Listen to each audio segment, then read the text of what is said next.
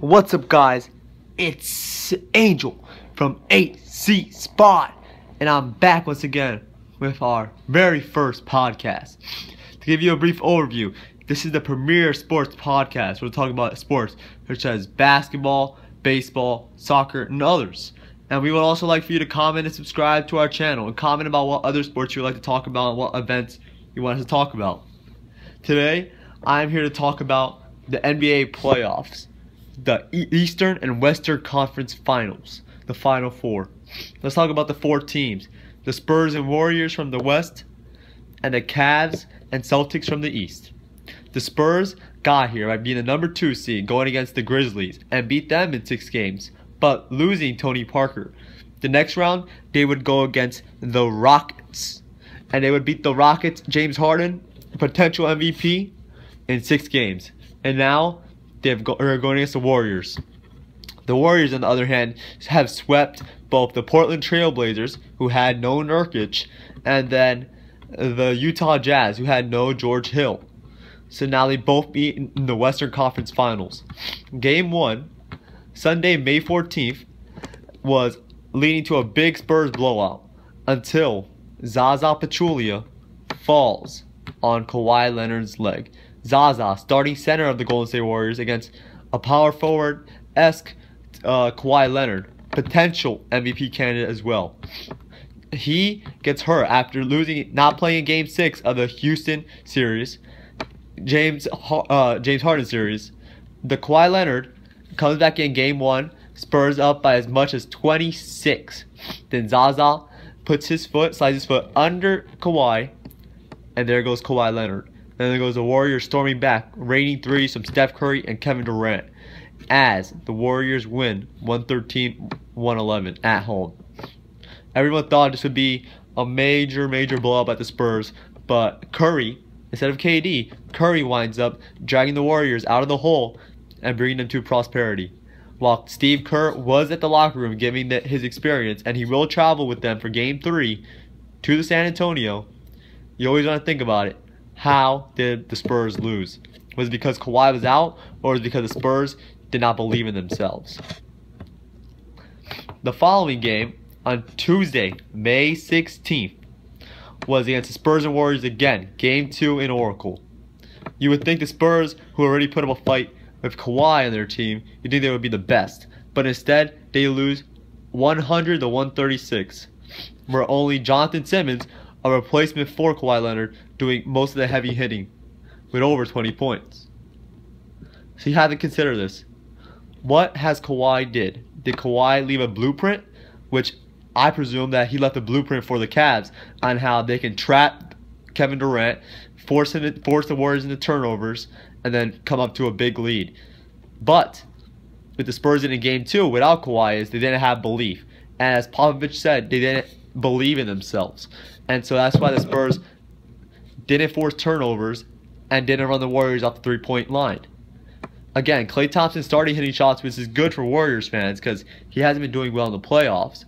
Draymond being Draymond and Curry being himself. So now the Warriors are up 2-0 heading into a Saturday night clash in Houston against potentially a Kawhi Leonard Spurs. How will Pop handle this? Will he start telling them to cause turnovers, start a game off lightning fast, or will he tell them to relax and stick to their game? No one knows what Pop is thinking because it's Popovich. Now we have the Cavs and Celtics.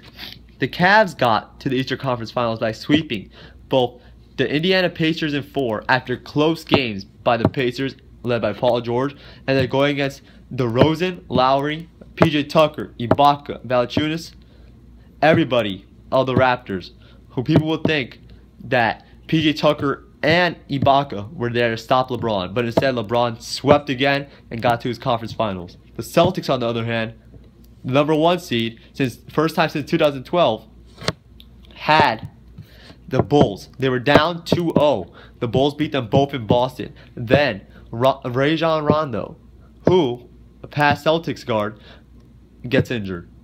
Then the Bulls lose 4 straight games and the Celtics take the games.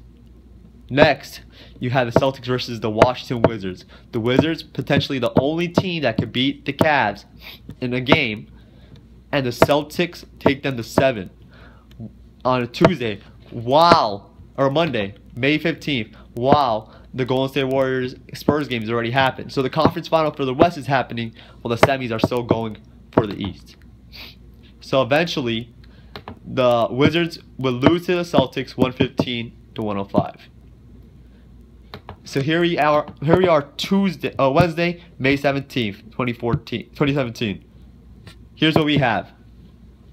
The Cavs rested 9 days.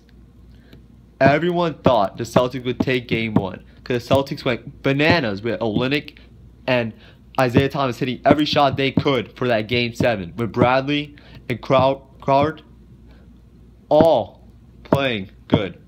Crawford did immensely well, but this game was LeBron's game. LeBron took this game by the reins and said, rest doesn't matter.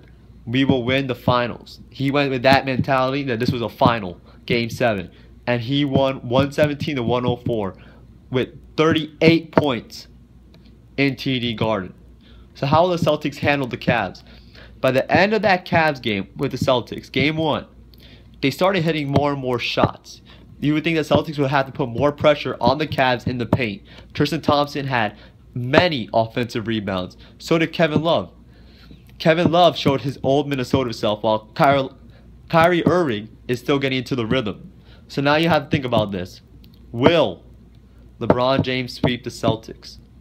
Again, LeBron lives by the 3. They both do. The Cavs do. But will the Celtics run them off? But what's most important is will the Celtics run the Cavs off the offensive glass? The offensive glass is prominent where they get majority of their points in the paint and on the 3-point line. How will the Celtics handle that?